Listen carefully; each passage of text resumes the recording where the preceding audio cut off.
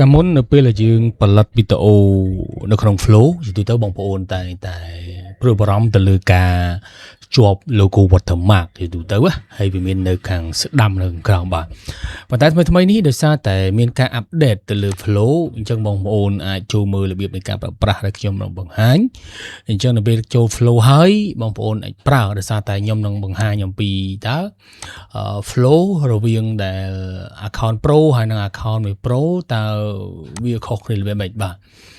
អានេះគឺជា account ប៉ុន្តែបើសិនខ្ញុំបើកទាំងពីរវាអាចនឹង load បាទអញ្ចឹងខ្ញុំអត់បើកទាំងពីរទេអធិស្ឋានអញ្ចឹងខ្ញុំនឹងមើល profile នៅខាងនេះគឺជាកន្លែងបើសិនជាបើកអញ្ចឹងវានឹងចេញ logo ប៉ុន្តែបើយើងបិទនេះហើយយើងវាអត់ចេញ logo ទេយទូទៅបាទអញ្ចឹងបើសិនជាខ្ញុំប្រើសម្រាប់avatar ហើយ avatar នេះបងប្អូនសម្រាប់ប្រើប្រាស់នេះយទូទៅ avatar នេះវានឹងដាក់នៅក្នុងGemini យទូទៅគឺមាន avatar ហើយសម្រាប់បងប្អូនដែលមិនទាន់បានសិក្សាបានច្បាស់បងប្អូនអាចចូលទៅកាន់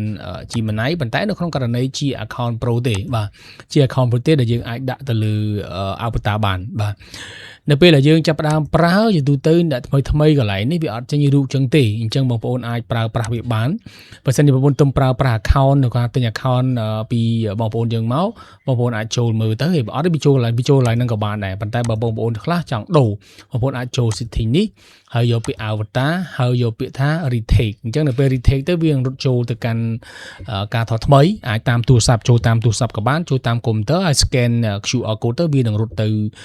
កាន់ email ណាមួយដែលបងប្អូនដាក់ហើយអាហ្នឹងគឺសម្រាប់ប្រើប្រាស់ឧទាហរណ៍ថាខ្ញុំចូលមកកាន់ Flow វិញអញ្ចឹងទៅទៅខ្ញុំឧទាហរណ៍ថាខ្ញុំ add prompt ហើយខ្ញុំអាចប្រើប្រាស់ថាខ្ញុំទៅសេថាសូមបង្កើតបាទសេខ្មែរក៏បានអង់គ្លេសក៏បានដែរសូមបង្កើតប្លង់វីដេអូជា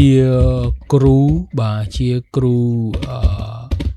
បណ្ដុះបណ្ដាលនៅក្នុងថ្នាក់រៀនបាទរៀនវគ្គឧទាហរណ៍ថាទីផ្សារ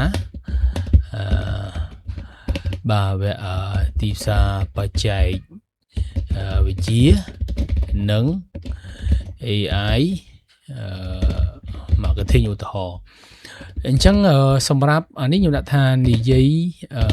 អាចថានិយាយភាសាខ្មែរខ្ញុំដាក់សញ្ញាផ្នែកនេះមកអាចថា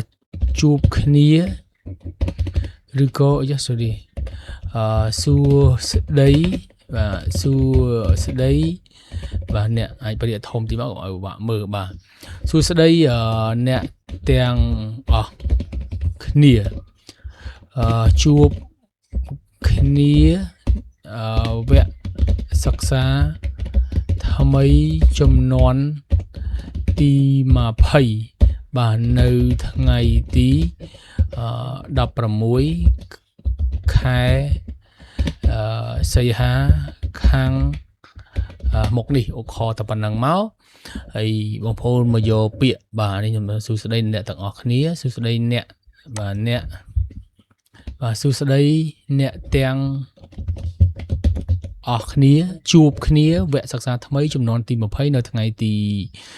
16ខែសីហាខាងមុខនេះអញ្ចឹងបានប៉ុណ្ណឹងហើយអ្នកគ្នាដូចអត់មានមើលអីច្រើនទេហើយយកប៉ុណ្ណឹងទៅគឺបានហើយយើងរងចាំមកផ្លែទៅហើយវានឹងចេញថាតើវាមាន watermark អត់ទៅលើការប្រើប្រាស់សម្រាប់ platform នេះបាទជាទូទៅសម្រាប់បងប្អូនដែលមិនទាន់មាន account Pro បងប្អូនអាចទិញទៅលើអ្នកដែលលក់នៅពេលនៅក្នុងស្រុកខ្មែរយើងបានតម្លៃទូថ្លៃប៉ុន្តែសូមមើលទៅលើការធានាការ guarantee តែរយៈពេលប្រមាណអ្នកខ្លះគាត់ធានា1ខែអ្នកខ្លះធានា2ខែឬក៏3ខែអញ្ចឹងណាបាទហើយអ្នកខ្លះបាន3ខែឬទៅតែសម្រាប់ខ្ញុំមានរហូតដល់18ខែដែរហើយតម្លៃរៀងថ្លៃជាងគេដោយសារតែខ្ញុំបាន add រៀនបន្ថែមទៀតនៅក្នុងក្រុម Telegram អញ្ចឹងសម្រាប់បងប្អូនដែលបានមើលនៅក្នុង YouTube បងប្អូនចង់សិក្សាលម្អិតអំពីវគ្គសិក្សាហ្នឹងដោយសារខ្ញុំបានថតមេរៀននៅក្នុងនេះស្រាប់ហើយអញ្ចឹងមេរៀននេះសិតតែមេរៀនស៊ីជម្រៅដែរបងប្អូនអាចសិក្សាបន្ថែមបានតើតងការបង្កើតរឿងផ្សេងៗគឺមានបង្រៀននៅក្នុងនឹងទាំងអស់អញ្ចឹងណាអញ្ចឹងបងប្អូនអាចតេស្តខ្លួនឯងទៅហើយអាចសិក្សាបាន យើងត្រឡប់មកវិញថាភាពខុសគ្នាសំណួរមួយចំនួនដែលបងប្អូនតែសួរថាតើនៅក្នុង Gemini ហើយនឹងChatGPT វាមានលក្ខណៈខុសគ្នាមិនជាទូទៅអញ្ចឹងជាទូទៅនៅក្នុង Gemini វាមានការ limit ទៅលើ credit ប៉ុន្តែបើក្នុងflow ប៉ុន្តែបើ Gemini វាអត់កំណត់ទេប៉ុន្តែវាអាចមួយថ្ងៃវាបាន3ដង3ពេលអាចពេលព្រឹកពេលថ្ងៃឬក៏ពេលយប់យើងបិទកុំព្យូទ័រវានឹងមកវិញហើយទៅដល់ការប្រើប្រាស់ហ្នឹង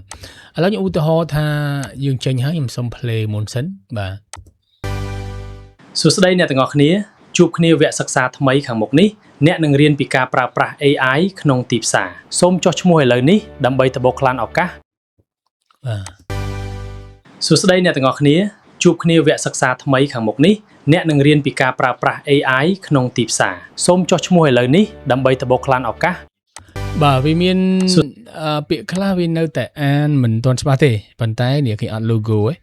អត់មាន logo ទេទូទៅអញ្ចឹងខ្ញុំសូមបង្ហាញតែប៉ុណ្្នឹងហើយមានព័ត៌មានអីឬក៏យើងងល់អីអាច comment នៅក្រោមវីដេអូនេះបានជួបគ្នាសម្រាប់វីដេអូក្រោយទៀតអរគុណ